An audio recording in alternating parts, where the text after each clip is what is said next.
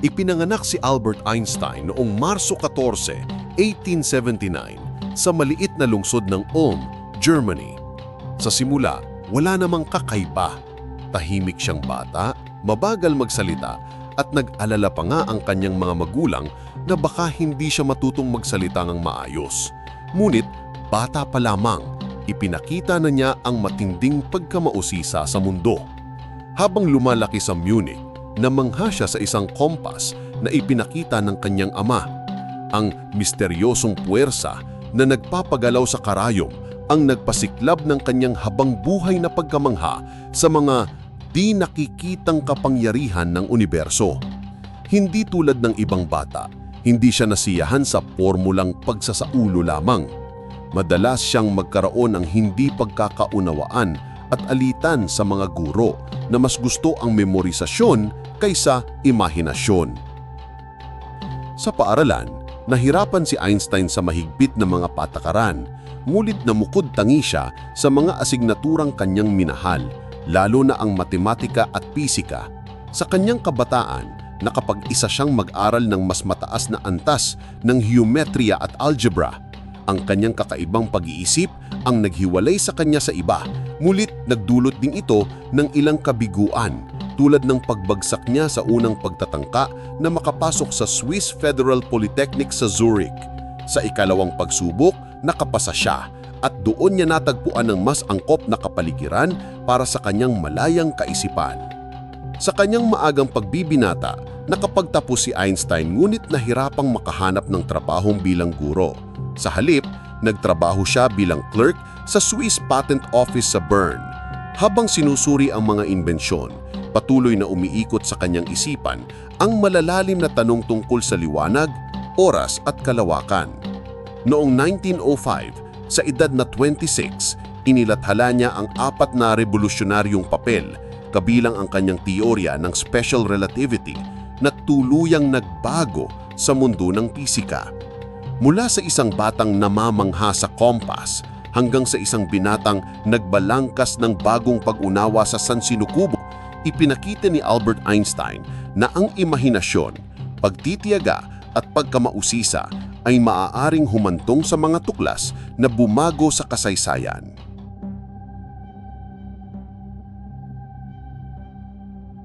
Simula ang pamana ng henyo.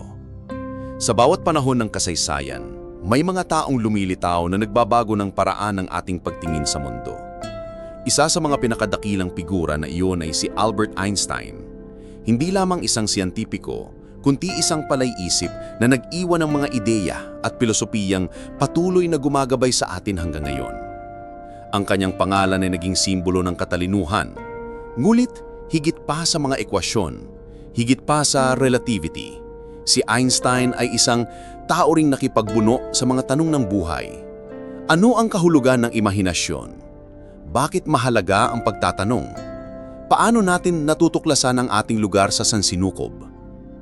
Sa paglalakbay na ito, ating sisiyasatin ang karunungan ni Einstein, hindi lamang bilang siyentipiko, kundi bilang gabay sa pamumuhay. Sa bawat sipi ng kanyang salita, matutuklasan natin ang kanyang pilosopiyang maaaring magbukas ng bagong pananaw sa ating sariling pag-iral. Si Einstein ay madalas na inilalarawan bilang isang henyo na nagbago sa agham. Ngunit siya rin ay isang makatanang kaisipan, isang manlalakbay sa mundo ng imahinasyon, kuryosidad at kahulugan ng buhay. Kung ating bubuksan ang kanyang mga salita, makikita natin na ang kanyang karunungan ay hindi lamang para sa mga pisiko, kundi para sa bawat isa sa atin. Sa susunod na mga kabanata, ating hihimayin ang mga pahayag ni Einstein mula sa kapangyarihan ng imahinasyon hanggang sa kahalagahan ng walang hanggang pagtatanong. Ngunit bago tayo lumalim, kailangan muna nating kilalanin sino nga ba siya? Ano ang pinagmula ng kanyang katalinuhan at bakit hanggang ngayon ang kanyang mga ideya ay nananatiling gabay sa ating panahon? Sa simula ng ika-20 siglo, isang panibagong pananaw sa universo ang isinilang. Mula sa simpleng pagtingin sa langit hanggang sa komplikadong teorya ng relativity, binuksan ni Einstein ang pinto ng mas malalim na pag-unawa sa realidad. Ngunit higit pa roon, ipinakita niya sa atin na ang katalinuhan ay hindi lamang pagsukat at pagbibilang. Ito'y kakayahang mangarap at mag-isip lampas sa hangganan. At dito nagsisimula ang ating paglalakbay. Sa pamana ng isang henyo na hanggang ngayon ay gumigising sa ating imahinasyon at gumagabay sa ating paglalakbay bilang mga nilalang sa gitna ng misteryo ng kosmos.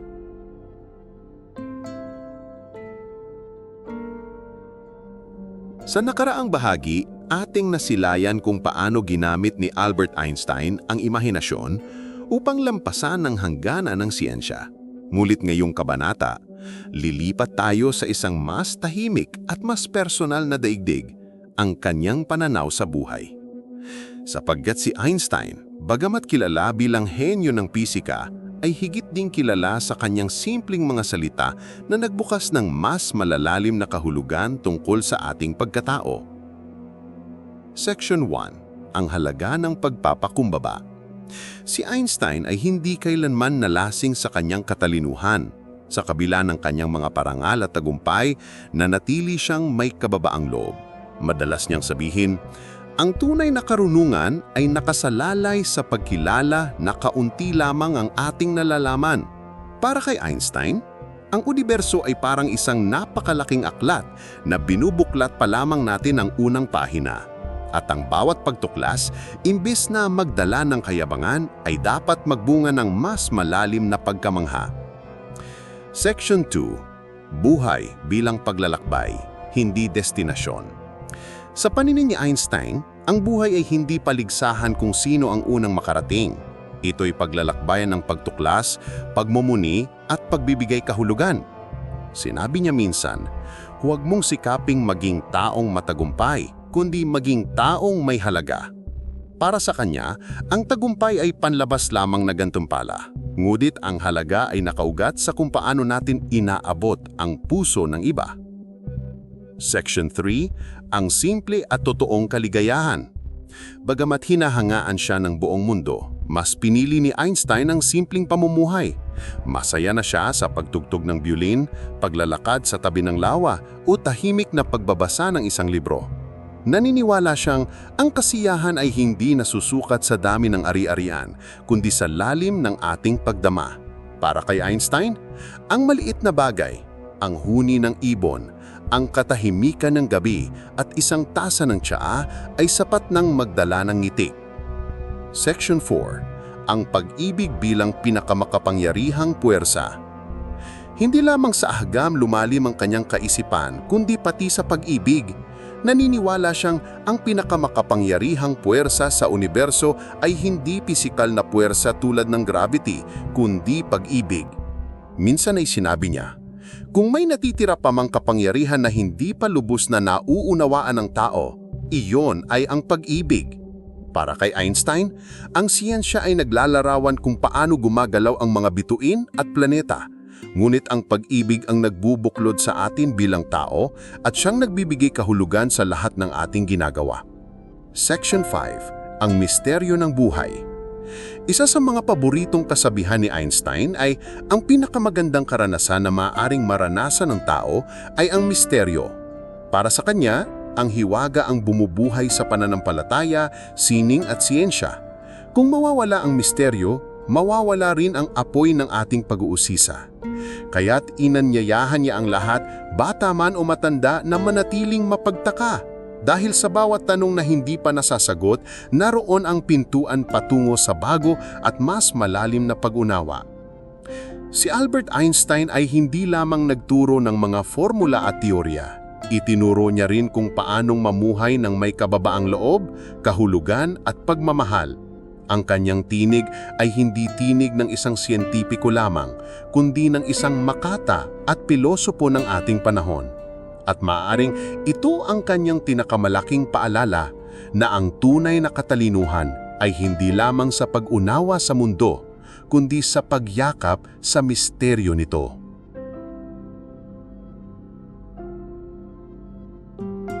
Sa likod ng bawat revolusyonaryong tuklas ni Albert Einstein ay hindi lamang lohika, hindi lamang siyensya, kundi isang malalim na pag-ibig sa pagkamalikhain. Para kay Einstein, ang isip ng tao ay hindi dapat ikulong sa mga formula batas at kalkulasyon. Ang imahinasyon, ang kakayahang magpinta ng larawan sa isipan na wala pa sa mundo, ay mas mahalaga kaysa sa kaalaman mismo. Imagination is more important than knowledge. Wika niya. Sapagkat ang kaalaman ay limitado, ngunit ang imahinasyon ay walang hanggan. Ngunit paano nga ba nakatulong ang malikhaing espiritu na ito sa kanyang mga teorya? Paano ito nagbukas ng mga pinto sa mga bagay na hindi kayang hawakan ng eksperimento at pagsusuri lamang? Ang bata na mahilig magsalaysay sa sarili. Bilang bata, si Einstein ay madalas na naglalakad ng mag-isa, gumagawa ng sariling mga kwento. Sa kanyang isipan, iniisip niya ang mga kakaibang senaryo. Ano kaya ang mararamdaman kung sasakay ako sa isang sinag ng liwanag? Sa simpleng tanong na iyon, nagsimula ang kanyang lifelong na paglalakbay tungo sa relativity. Para sa karamihan, ang mga ganitong tanong ay parang biro o imahinasyon ng isang bata. Ngunit para kay Einstein, ito ang pintuan ng pagkatuto. Ang puso ng pagkamalikhain ay curiosity plus freedom. Para kay Einstein, ang tunay na pagkamalikhain ay ipinanganak mula sa kuryosidad at kalayaan. Kuryosidad, ang hindi natatapos na pagtanong ng bakit. Kalayaan, ang hindi pagkatakot na umalis sa nakasanayang sagot. Hindi siya takot na magkamali. Para sa kanya, ang pagkamali ay bahagi lamang ng paglalakbay. Tulad ng isang pintor na gumagawa ng daan-daang sketches bago makalikha ng obra maestra, ang siyentipiko rin ay kailangang lumangoy sa dagat ng pagkakamali upang mahuli ang isang perlas ng katotohanan. Einstein at ang musika. Isa sa pinakamalaking pinagmumulan ng kanyang imahinasyon ay ang musika. Si Einstein ay mahusay tumugtog ng biolin. Sa bawat pagtutugtog niya ng Bach at Mozart, nararamdaman niya ang isang kakaibang koneksyon sa universo. Kung hindi ako naging siyentipiko, sabi niya minsan, malamang naging musiko ako. Para kay Einstein, ang musika ay hindi libangan, kundi isang paraan ng pag-iisip. Ang ritmo at harmoniya ay nagturo sa kanya kung paano makita ang kagandahan ng mga batas ng kalikasan. Ang malikhaing eksperimento ng isipan. Hindi palaging kinakailangan ang mga laboratorio. Ang pinakamahalagang imbensyon ni Einstein ay isinilang sa kanyang eksperimento ng isipan. Isang halimbawa, ano kaya ang mangyayari kung ako ay lilipad kasabay ng isang sinag ng liwanag? Sa tanong na yon, umusbong ang teorya ng relatibidad. Ang mga malikhaing senaryo na ito ay parang mga kwentong pantasya. Ngunit sa mga pantasyang yon, nakatago ang siyensya ng hinaharap. Ang pagkamalikhain bilang tulay ng siyensya at sining. Para kay Einstein, walang malinaw na hangganan ang sining at agham. Ang parehong larangay naglalakbay patungo sa isang destinasyon, ang pag-unawa sa katotohanan. Kung ang isang makata ay naglalarawan ng kalangitan sa pamamagitan ng salita, ang siyentipiko naman ay naglalarawan nito gamit ang matematika. Ngunit pareham silang lumilikha ng bagong wika upang maipahayag ang hindi napaiipaliwanag. Ang aral para sa ating lahat. Ang pinakamahalagang pamana ni Einstein sa larangan ng pagkamalikhain ay ito. Huwag mong patayin ang iyong pagiging bata Huwag mong kalimutang magtanong, maglaro, at mag-imagine. Sa mundo ngayon na puno ng teknolohiya, bilis at impormasyon, madaling mabaon sa ingay. Ngunit ang tunay na pagbabago, ang tunay na kagandahan, ay nagsisimula sa mga taong naglalakas loob na mangarap ng kakaiba.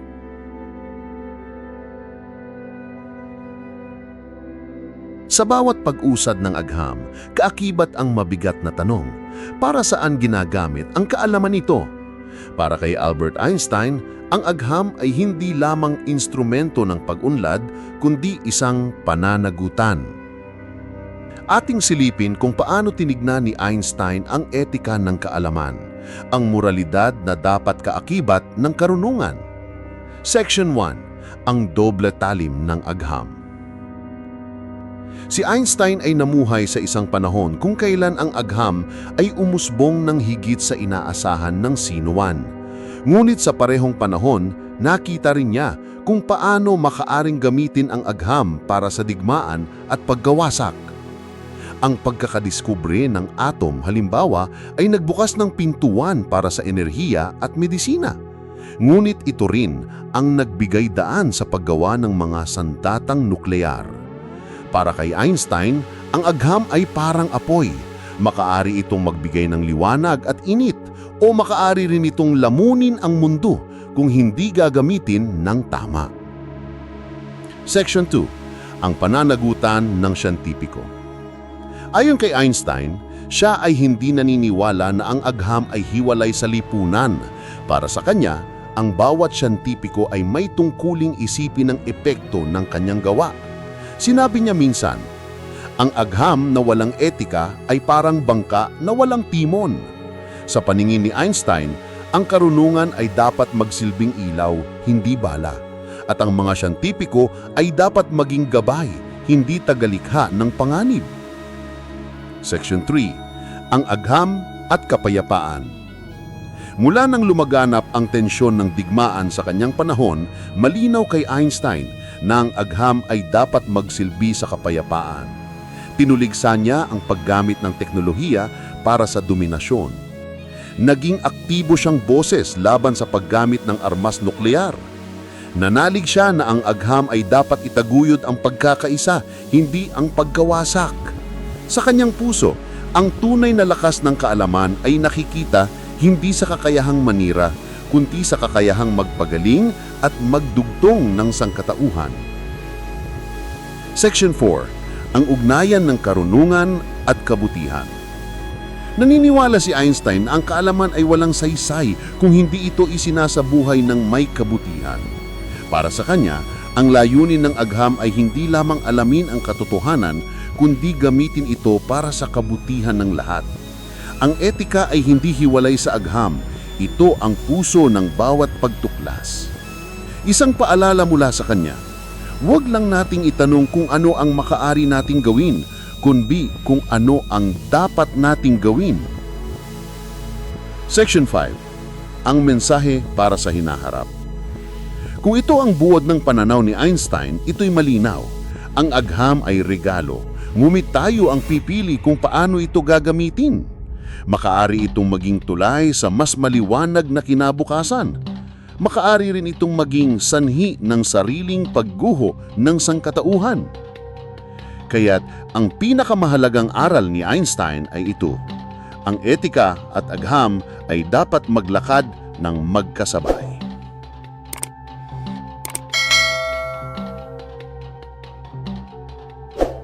Sa kabila ng pagiging henyo sa larangan ng pisika, si Albert Einstein ay hindi kailanman nagpakulong ng kanyang pag-iisip sa mga formula at ekwasyon lamang.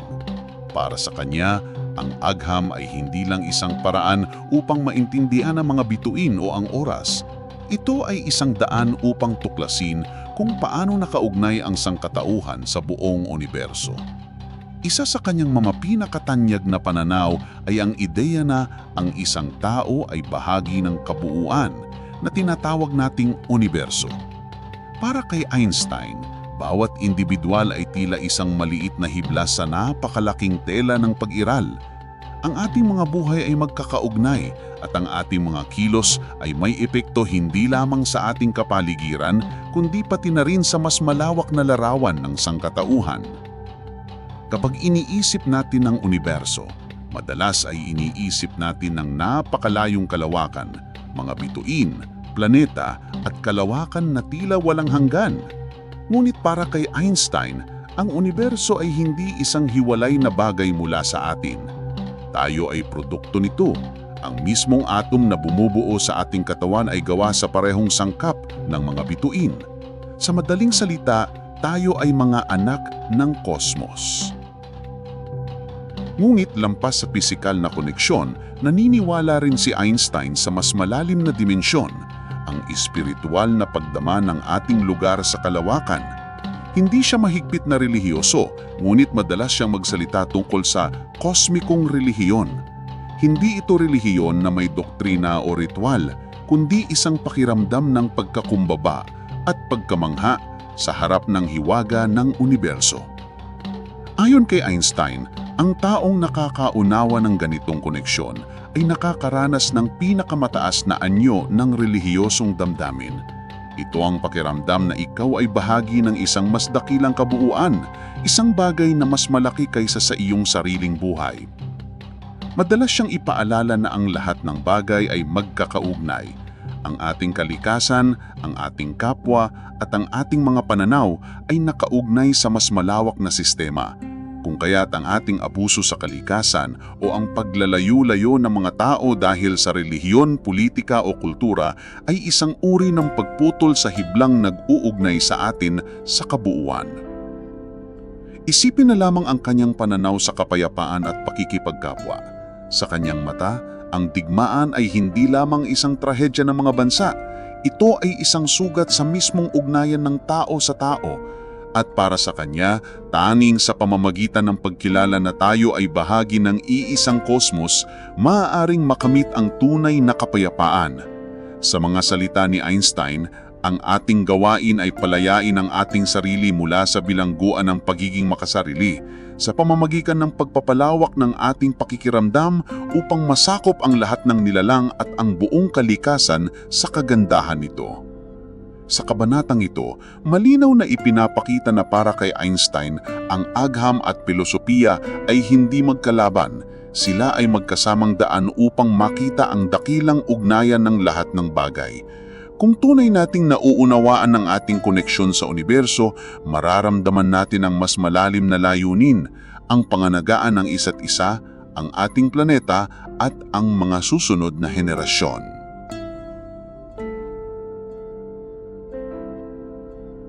Si Einstein at ang relasyon sa oras at universo. Kung mayroong pinakamalalim na iniwan si Albert Einstein sa kasaysayan, ito'y ang kanyang kakaibang pananaw sa oras at sa universo. Para kay Einstein, ang oras ay hindi simpleng segundo, minuto at oras na tumatakbo sa ating mga relo. Ang oras, ayon sa kanya, ay nakapaloob sa mas malawak na tela ng espasyo. Isang fabric na bumabalot sa lahat ng bagay, mula sa pinakamaliit na atom hanggang sa pinakamalaking kalawakan. Bago si Einstein, iniisip ng sangkatauhan na ang oras ay pantay at pare-pareho, tulad ng isang metronom na hindi nagbabago. Ngunit sa kanyang teorya ng relativity, ipinakita niya na ang oras ay nababaluktot. Ang oras ay bumabagal kapag ang isang bagay ay gumagalaw ng mabilis at lumilipas ng iba kapag nasa ilalim ng malakas na grabidad. Isipin mo ito. Kung ikaw ay naglalakbay malapit sa bilis ng liwanag, ang isang oras para sa iyo ay maaaring maging ilang taon para sa mga naiiwan sa lupa. Dito ipinanganak ang idea ng time dilation. Ang misteryosong paglalakbay ng oras depende sa kung saan ka naroroon sa universo. Ngunit higit pa rito, tinanong ni Einstein, kung ang oras ay bahagi ng isang tela kasama ng espasyo, ano ang ibig sabihin nito sa ating pag-iral? Kung ang nakaraan, kasalukuyan at hinaharap ay magkakadugtong, baka nga ba ang lahat ng sandali ay sabay-sabay na umiiral at tayo lamang ang gumagalaw sa kanilang daloy? Ang konseptong ito ay hindi lamang siyentipiko, kundi malalim na pilosopikal. Para kay Einstein, ang universo ay isang himig, isang musika na tumutugtog ng walang simula at walang wakas. At ang oras ay hindi simpleng ritmo na tumatakbo mula umpisa hanggang dulo, kundi isang komplikadong himig na naririnig mula sa iba't ibang pananaw. Sa ganitong pananaw, nagkaroon ng kakaibang ganda ang tanong, ano ang kahulugan ng ating maikling buhay kung ang oras mismo ay hindi tiyak? Para kay Einstein, ang ating mga sandali ay parang mga tala sa isang walang hanggang awit. At kahit matapos ang isang tugtugin, nananatili ito sa alaala ng universo. Sa huli, iniwan niya sa atin ang paalala. Ang oras ay hindi kaaway, kundi guro. Hindi hadlang, kundi paanyaya na mas kilalanin natin ang ating sarili at ang ating ugnayan sa kosmos. Sa bawat pintig ng oras, tayo ay bahagi ng mas malaking kabuuan. Isang misteryong hanggang ngayon ay patuloy nating sinusubukang unawain.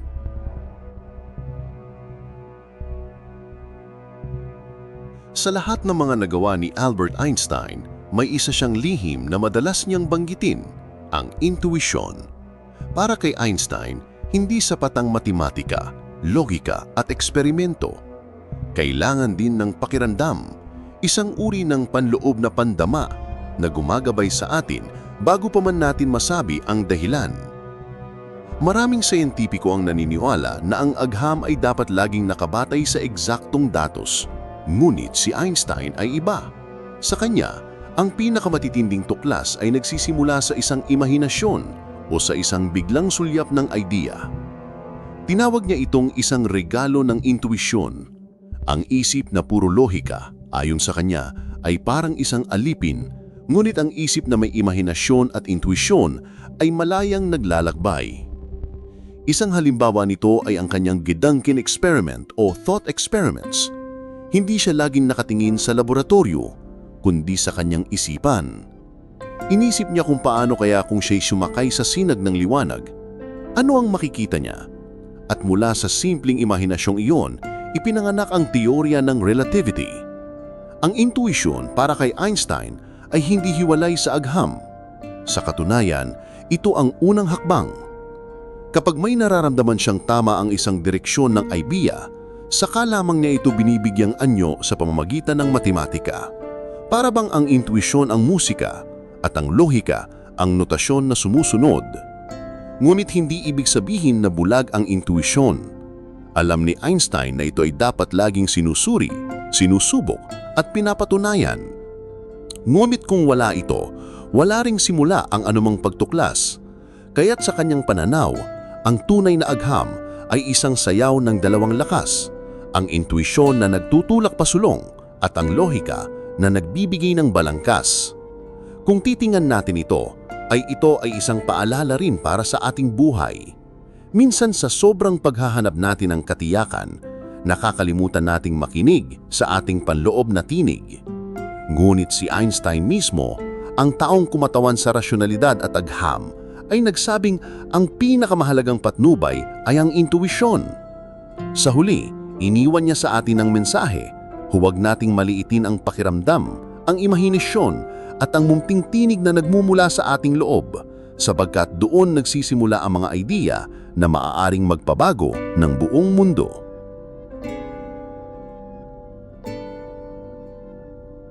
Sa lahat ng mga titulo at karangalang natanggap ni Albert Einstein, nanatili siyang kilala sa kanyang pagiging mapagpakumbaba. Para sa kanya, ang agham at kaalaman ay hindi dahilan para itaas ang sarili, kundi isang pagkakataon upang makilala ang hiwaga ng sansinukob.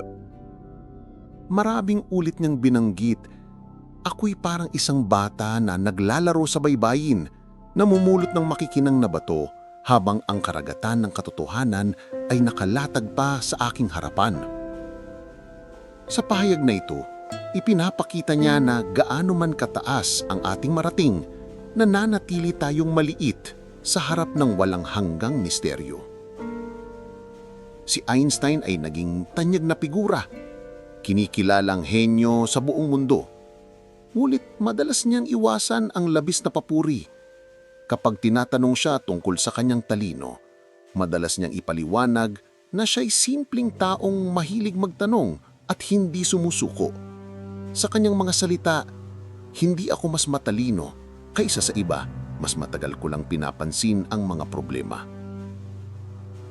Ngunit higit sa lahat, ang kanyang kababaang loob ay makikita sa kanyang pagkilala na ang agham ay bahagi lamang ng mas malaking kabuuan.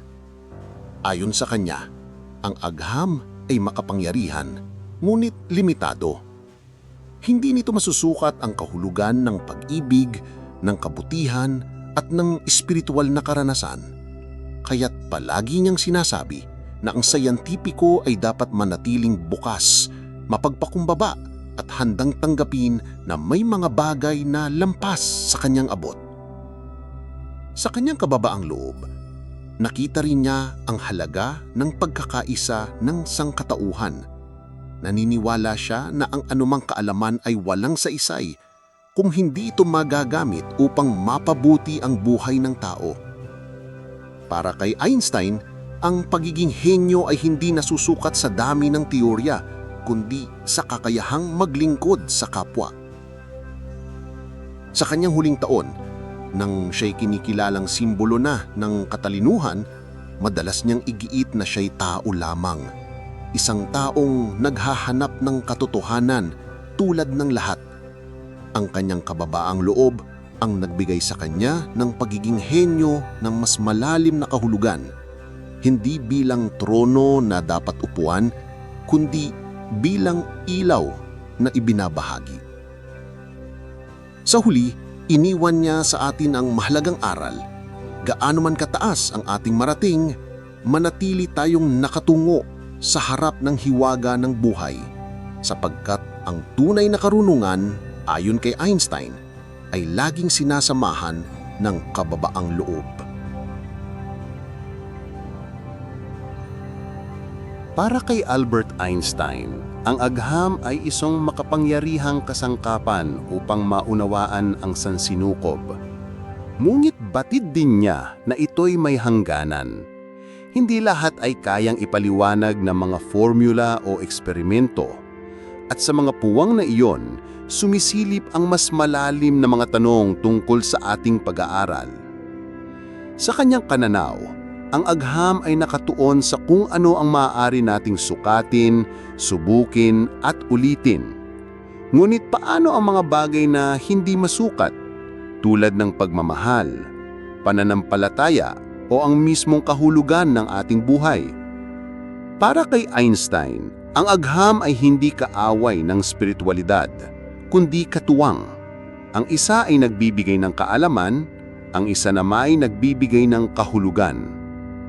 Sinabi niya minsan, ang agham na walang relihiyon ay pilay, at ang relihiyon na walang agham ay bulag.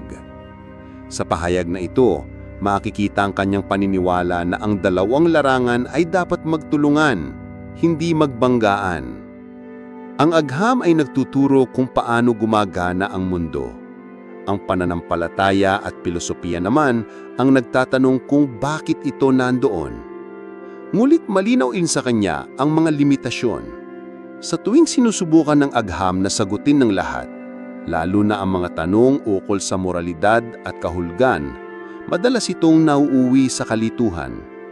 Para kay Einstein, nararapat lamang natanggapin ng tao na hindi lahat ng bagay ay masasakop ng eksperimento. Isa sa kanyang mga paboritong halimbawa ay ang musika. Maaari nating sukatin ang tunog bilang alon, bilang vibration, ngunit ang damdamin na dulot ng musika, ang pag-ibig, ang kalungkutan, ang pag-asa, ay lampas sa kayang ipaliwanag ng agham. Sa ganitong paraan, itinuro niya na ang agham ay laging may hangganan at dapat nating igalang ang mga misteryo na lampas dito. Sa huli, para kay Einstein, ang tunay na karunungan ay hindi lamang nakukuha sa pag-alam ng lahat ng sagot. Ito ay nasa pagkilala na may mga tanong na walang hanggan at ang mga ito ang nagbibigay ng lalim sa ating pagiging tao. Sa pagtatapos ng ating paglalakbay kay Albert Einstein, dumating tayo sa puntong pinakatatangi sa lahat, ang kanyang pagtingin sa misteryo. Para sa kanya, ang pakiramdam ng pagtataka at paghanga ang pundasyon ng tunay na karunungan. Madalas niyang banggitin na ang pinakamagandang bagay na maaari nating maranasan ay ang misteryo, sapagkat dito nagsisimula ang agham, sining, at filosofiya. Kapag huminto na tayong mamangha, para bang huminto na rin tayong mabuhay? Para kay Einstein, ang universo ay hindi isang saradong aklat na kailangang basahin hanggang huling pahina. Sa halip, ito ay parang isang walang katapusang aklatan na laging may bagong pahina, bagong tanong, bagong hiwaga. Ang bawat sagot na natutuklasan ng agham ay nagbubukas ng mas marami pang katanungan. Tinawag niya itong kosmikong relihiyon, isang pananampalatayang hindi nakatali sa doktrina kundi sa pagkamangha sa kabuuan ng kalikasan. Sa pagtingin niya sa mga bituin, naramdaman niya ang isang koneksyon sa mas malaki kaysa sa sarili. Hindi ito relihiyon ng ritual, kundi relihiyon ng kababaang loob at paggalang sa misteryo. Ngunit para kay Einstein, ang misteryo ay hindi dahilan upang tumigil sa paghahanap ng sagot. Sa halip, ito ang gasolina ng ating pag-uusisa. Ang bawat hiwagang natutuklasan ay paanyaya upang magtanong muli. At sa siklo ng pagtatanong na ito, doon nabubuo ang tunay na kalayaan ng isip. Kung titingnan natin ang kanyang buhay, makikita natin isang taong hindi tumigil sa paghanga mula sa pagtingin sa kumpas nung siya'y bata pa hanggang sa pagninilay sa kalawakan sa kanyang pagtanda. Sa kanyang mga mata, ang mundo ay laging bago, laging sariwa, laging puno ng hiwaga. Sa huli, ang pinakamahalagang iniwan ni Einstein ay hindi lamang ang kanyang mga formula o teorya, kundi ang paalala na manatili tayong mapagpakumbaba sa harap ng misteryo at huwag mawala ang kakayahan nating mamangha. Sapagkat sa pagkamangha na ito, natatagpuan natin hindi lamang ang agham, kundi ang ating sarili.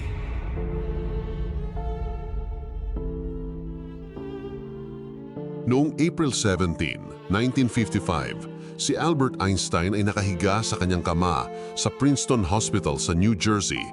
Matagal na siyang may iniindang sakit, isang abdominal aortic aneurysm, kung saan ang ugat sa kanyang tiyan ay lumulobo at pumutok.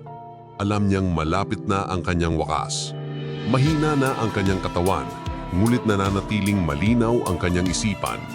Tumanggi siyang sumailalim sa operasyon, sapagkat para sa kanya, ang buhay ay dapat matapos ng may dignidad. Hindi ko nais na pahabain ito ng walang kabuluhan. Sa kanyang huling gabi, habang mahina na ang kanyang katawan, patuloy pa rin siyang nagsusulat ng mga ekwasyon at tala. Patunay na kahit sa dulo, hindi tumigil ang kanyang pag-iisip tungkol sa universo. Kinabukasan, April 18, 1955, pumanaw siya sa edad na 76. Pagkatapos ng kanyang kamatayan, ayon sa kanyang kahilingan, wala siyang marangyang libing.